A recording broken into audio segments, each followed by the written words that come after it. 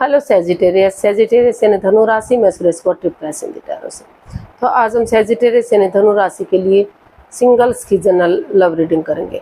ये love relationship area को लेकर होगी। जनरल है तो मैच हो भी सकती है, नहीं भी हो सकती। जिस पर जितनी मैच होती प्लीज़ आप एक्सेप्ट कर सकते हैं। सनसाइन, मूनसाइन या नाम राशि जिसे चाहे देख सकते हैं। ये रीडिंग उनके लिए है जो सिंगल है, विडो या विडोवर या डाइवोर्स रहे हैं, रीजन चाहे कोई भी रहा, लेकिन अपने आप को सिंगल मानते हैं या अभी तक उन्होंने शादी विवाह ही नहीं किया है, तो ये रीडिंग उनके लिए है।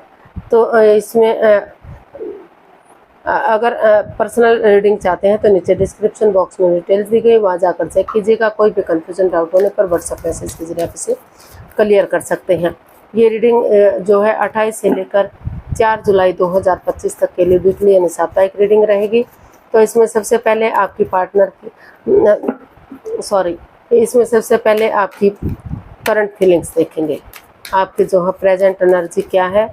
फिर देखेंगे कोई नया बंदा या बंदी आपके लाइफ पार्टनर बनने के लिए आ रहा है क्या, चाहे भले ही मतलब उसे आप पहले से जानते हैं, लेकिन लाइफ पार्टनर के रूप में आ रहा है, शादी विवाह करना चाहता है, आपसे रिश्ता जोड़ना चाहता है, तो उसकी एनर्जी क्या रहेगी। और अगर किसी पास्ट पर्सन से डील कर रहे थे, अटैचमेंट या जुड़ा हुआ महसूस कर रहे थे, तो उसकी एनर्जी क्या रहेगी। और लास्ट में हम गाइडेंस देखेंगे। तो चलिए सेजिटेरियस देख लेते हैं आपकी जो है करंट एनर्जी क्या है right now. 9 of swords, 8 of cups and 10 of swords. तो आपकी जो प्रेजेंट एनर्जी है वो बता रही है काफ़ी परेशानी भरी है, प्रॉब्लम रही है। हो सकता है कि पास्ट में आपने आपकी भावनाओं के साथ कोई खेला, कोई चीटिंग रही है, हेरा फेरी, धोखाधड़ी रहा, जिस पर आपने विश्वास किया, भरोसा किया, उन्होंने ही विश्वासघात किया। तो आप या तो सामने वाले ने या उन्होंने उस रिश्ते को लेट गो किया, आपने अलविदा कर दिया क्योंकि आपको लग रहा था कि ये एनर्जी आपको आगे भी जाकर परेशानी कर सकती है, क्योंकि आपको लग रहा था कि ये ग्रहण सा लग चुका है, परेशानी वाली एनर्जी है, काफ़ी प्रॉब्लम वाली एनर्जी है। तो आप किसी पास्ट एनर्जी को अभी भी नहीं भुला पा रहे हैं, एंजाइटी में है, स्ट्रेस में है, डिप्रेशन में दिखाई दे रहे हैं, रातों की नींद हराम कर चुके हैं। लेकिन फिर भी कहीं ना कहीं आपको लग रहा है कि अगर आप बजाय के एंजाइटी स्ट्रेस में रहने के, बजाय के प्रॉब्लम में रहने के, इसका हल और सॉल्यूशन निकालेंगे तो शायद कुछ हद तक चीज़ें सुलझ सकती हैं। आपको लग रहा है कि इस उम्मीद के साथ कि जैसे अंधकार के बाद धीरे धीरे करके उसका छटना हो जाता है, उजाला होता है, रात के बाद दिन होता है, अमावस्या के बाद चांद बढ़ना शुरू हो जाता है और पूर्णिमा तक पूरी तरह से बढ़ जाता है, अपनी रोशनी चारों तरफ बिखेर देता है।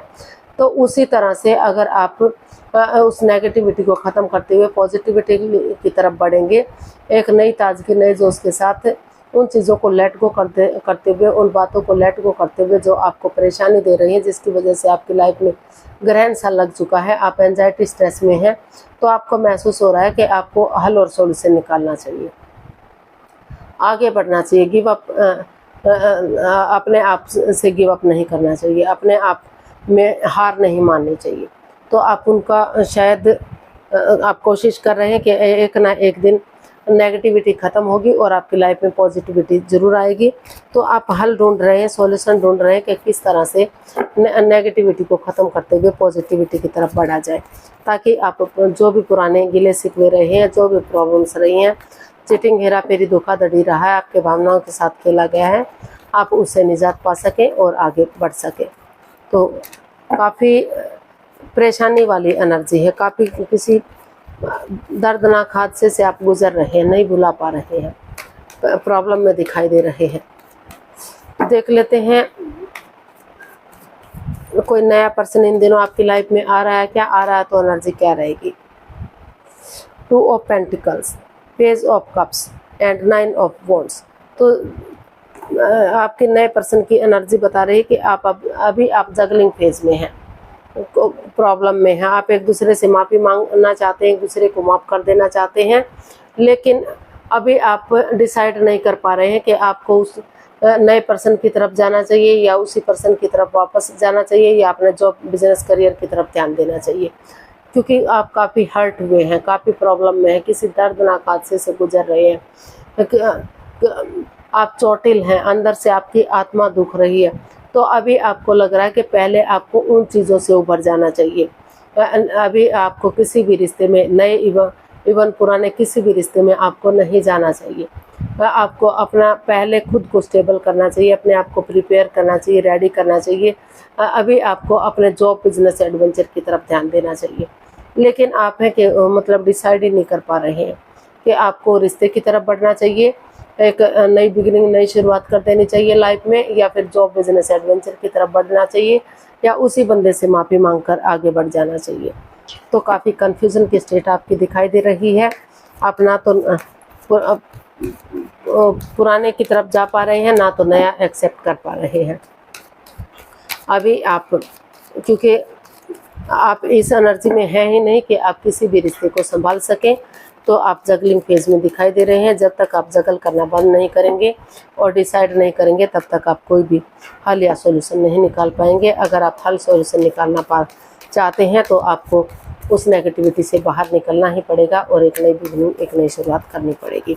देख लेते हैं पास्ट पर्सन के लिए, अगर कोई पास्ट पर्सन वापस आ रहा है तो एनर्जी क्या रहेगी।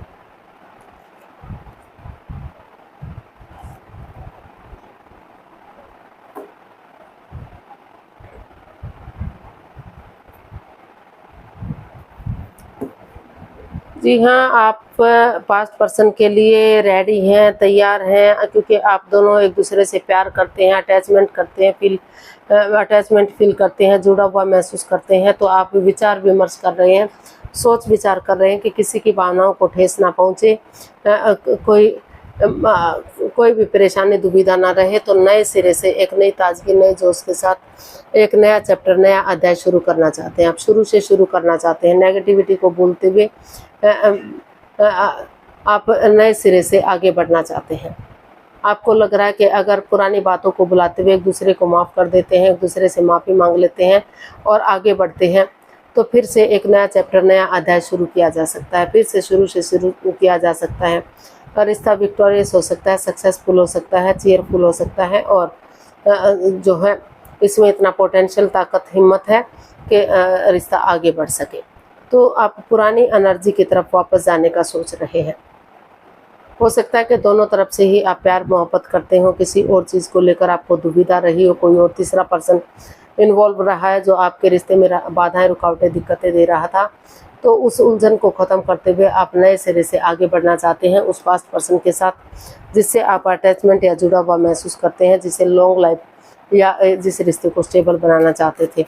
तो नए सिरे से आपने महसूस किया कि अगर आप ऑनेस्टी, ईमानदारी और लॉयल्टी के साथ, बिना किसी छल कपट, बिना किसी हेरा फेरी, धोखाधड़ी के आगे बढ़ेंगे, तो रिश्ते को सही किया जा सकता है, रिश्ता विक्टोरियस और सक्सेसफुल हो सकता है। तो पास्ट पर्सन की एनर्जी आपकी काफ़ी स्ट्रॉन्ग और मजबूत दिखाई दे रही है।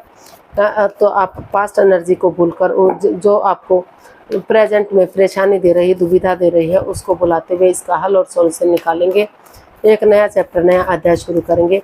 तो सोच विचार करके काफ़ी हद तक चीज़ों को सही किया जा सकता है और आगे बढ़ा जा सकता है।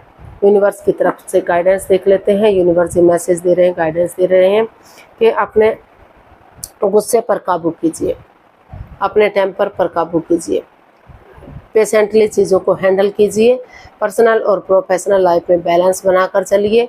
पर्सनल टाइप में घर गृहस्थी के कामों को अंजाम दीजिए, प्रोफेशनल लाइफ में बाहर वाले कामों को अंजाम दीजिए, और ना तो बहुत ज़्यादा उनसे चिपक कर रहिए, ना ही बिल्कुल एकदम उनसे कट ऑफ कर दीजिए, क्योंकि दोनों से ही बातों से ही रिश्ते पर इफ़ेक्ट पड़ता है।